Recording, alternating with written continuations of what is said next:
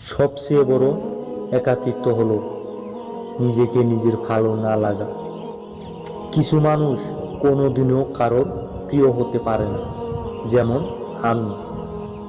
জীবন থেকে একটা জিনিস আমি ঠিকই শিখেছি, সেটা হলো আমি চাইলে কারোর প্রিয় হতে পারবো না।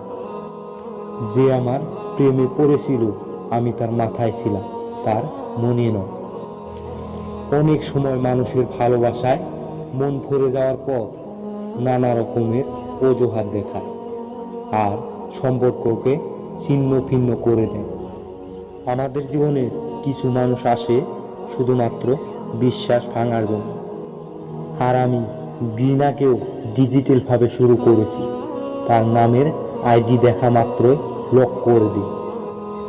মানুষের জীবনের কান্নার কোনো ওজন নেই, কিন্তু যখন সেগুলি কান্না জোরে মাটিতে পড়ে যায় আর তখন হালকা অনুভব হয়।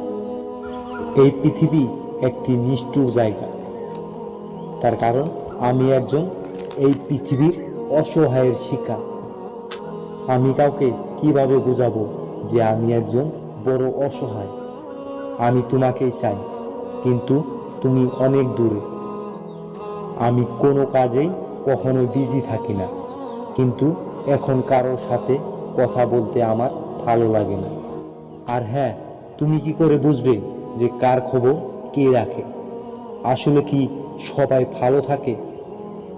কারোর যদি তুমি মুখের উপর সত্যি কথা বলো, সেই মানুষগুলো অপ্রিয় হবে। হ্যাঁ, এটাই সত্য।